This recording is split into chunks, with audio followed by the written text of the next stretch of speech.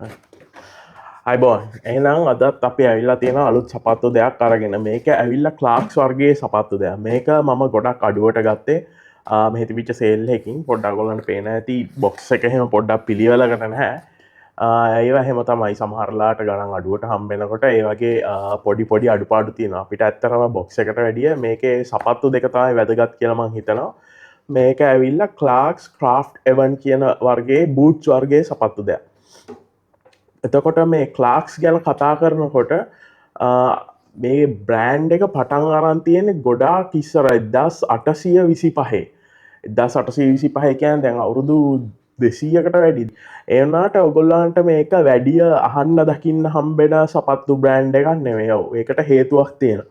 ඒක ඇවිල්ලා ගොඩක් මේ මෙතන නිව් බැලන්ස් ඔයගොල්ලන්ට බ්‍රෑන්ඩ්ස් ඔන්න වගේ සපත්තු බ්‍රෑන්ඩ් පේනවනේ. ඒ වගේ නිකන් මාස් මාකට් එකට ප්‍රඩියස් කරපු සපත්තු දෙකක් නෙවේ කියලා ම විශ්වාස කරන මේගොල්ලන්ගේ මාකට් එක ඇවිල්ල බොහොම නීශ් මාකට්ටයක් කැන්නේ මේ සපත්තුවලට කැමති ප්‍රමාණය සාපේක්ෂව පොඩ්ඩක් අඩුයි මොකද මේගොල්ල ගොඩක් කරන්නේ ලෙද බූට්ස් එතකොට ලෙද ෂූස් වගේ දේවල්තමා මේගොල්ලන්ගේ ප්‍රධාන නිෂ්පාදනය වෙන්නේ දැමුගොලන්ට මේ සපත්තු නම් පෙන්න්නනකොට ඔගොලන්ට තේරේ මේ මොකක්ද මේ කියන්න කියලා එතකොට මේගල්ල 1825 පටන්ගන්න එංගලන්තේ මේක පටන්ගන්නේ සයිරස් සහ ජේම්ස් කියන සහෝදරයෝ දෙන්න විසින්. එත්තකොට මේගොල්ලන්ගේ පලවෙනි බිස්නස් එක ඇවිල්ලා ඇත්තරම සපත්තු නෙවේ. මේගොල්ලන්ගේ පලවෙනි බිස්නස් එක ඇවිල්ලා රග්ස් ඒ කියන්නේ අපි පාපිසි කියන්නේ පාපිසි තම මේගොල්ලො නිෂ්පාදනය කරේ බැටලු සම යොදාගෙන.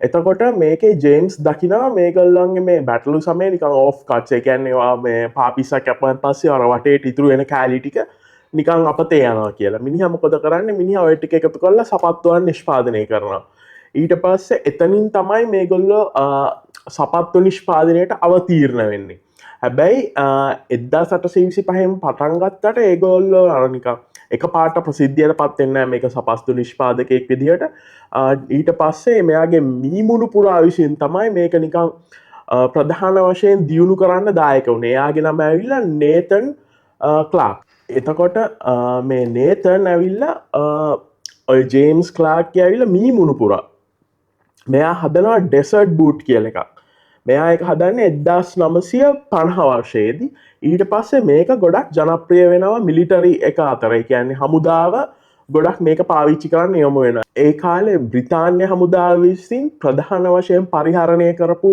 බූට්ටයක් තමයි මේ ඩෙසර්ට් බූට් කියන්නේ ක්ලාක්ස්ලා විසින් නිෂ්පාදනය කරපු එතකොට එතනින් තමයි මේගොල්ලෝ අර නිකන් ලොකු විදිහට මේ සමාජය අතරට යන්නේ හරි මේගොල්ලෝ සපත්තු නිෂ්පාදකයෙක් කියලා ඊට පස්සේ මේගොල්ලන්ගේ තව ජනප්‍රිය වෙන සපත්තුවක් තියෙනවා වොලබී කියලා වොලබි තමයි ඇත්තටම ක්ලාක් සමාගම විසින් නිෂ්පාදනය කරපු ජනප්‍රියම සපත්තුව කියලා කිව්ව මම නිවැරදි කියලම හිතනවා දැන් එතකොට මේකොල්ල 1963 විතර තමයි මේ වොලබි කියන සපත්තුව හඳුන්වා දෙන්නේ එතකොට ඒක ගොඩක් ජනප්‍රිය වෙන ජමයිකාව සහ ඔය දකුණු ඇමරිකාන්ු රටවල් සහ විශේෂයෙන්ම උතුරු ඇමරිකාවෙත් එතනින් මේගලට ලොකු එක්ස්පෝෂ එකක් කම්බෙන නමුත් ඒ වොලබි කියන සපත්තුවෙන් පිට අපිට ක්ලාක්ස් කියන මේ බ්‍රෑන්් එකේ සපත්තු වැඩිය දකින්න හම්බෙන් නෑ ඔව අපි වොලබි ගැන වෙන වීඩියෝහකින් කතා කරම මොකද මංගා වොලබි ශුව එකක් නැහැබැයි අපි ඒක නිසා අපි මේක අන්බොක්ස් කරගෙන බලමු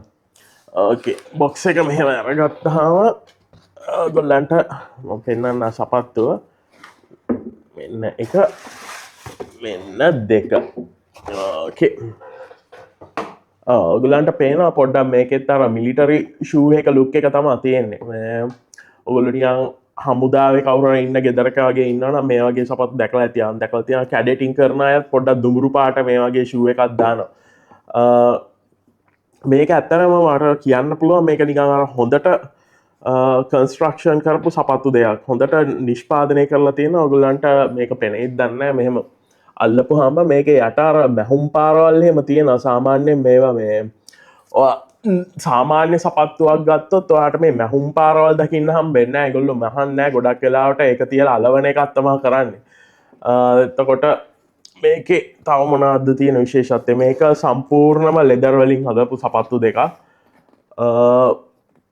අනිත් අය මේකේ අඩිය ගත්තාම අපි සෝල්ලෙක් කියන්නේ මේක කන්ස්ට්‍රක්ෂන් එකයිලා ටිකක් වෙනස් මේක ලේයස් 3කට වගේ තමයි තියෙන්නේ.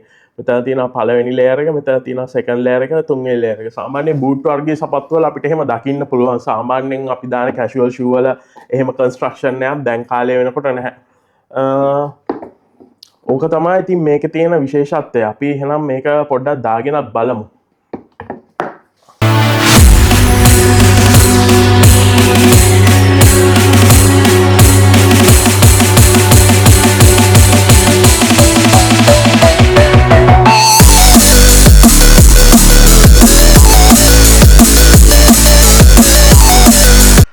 මේක දාගත්තාම මේ වගේ පෙනුමක් තමයි තියෙන්නේ.